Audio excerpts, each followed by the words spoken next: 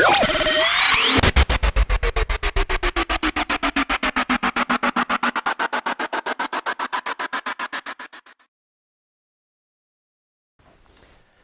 there, this is Grof from RG Performance Sales Coaching and Leadership Development. Today we're talking about starting a business as a mortgage broker, and our subtopic or the main topic is winning your sales prospect. So in our last video we talked a lot about the overview of how you start your mortgage brokerage business. Today we're going to actually talk about that moment in time when you actually bump into somebody and you want to make a good impression and you want to start them in your sales process effectively so you can come out the tail end with a potential prospect or client signing some documents. If you don't do it right, what ends up happening is you lose it and somebody else gets that client, and that's just fair game.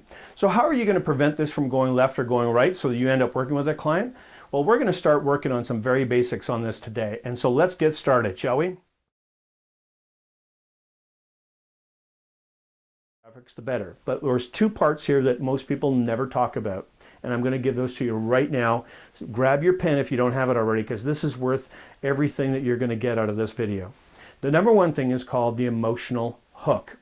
Remember, people move, people buy, people move on in their lives because of emotion. Lots of logical process in the buyer's process. However, the end thing that they do is make an emotional decision about what they're going to do.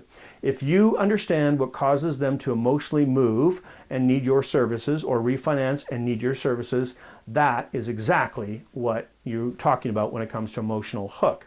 So give you some examples of emotional hooks.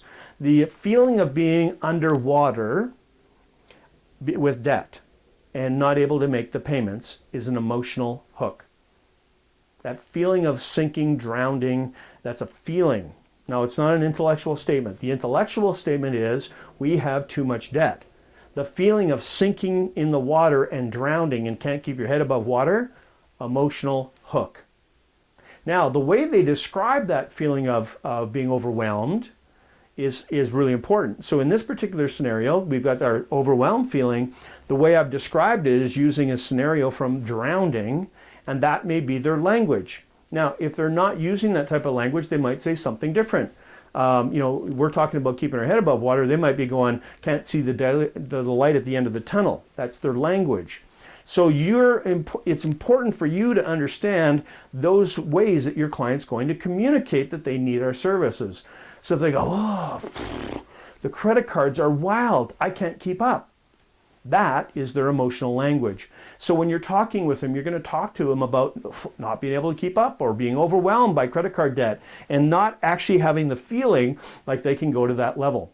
So again, emotional hooks are really important to understand, and the emotional language you use to describe that emotion is really important so you can communicate. You'll know you've done it right when you're talking with someone and you say, does it feel like you can't keep your head above water? And their eyes will light up and they'll go, yeah, like it's just unbelievable.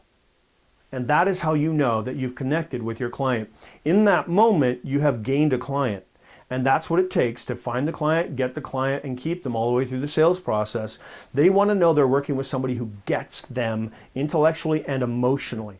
This has been Rich Grof from RG Performance Development.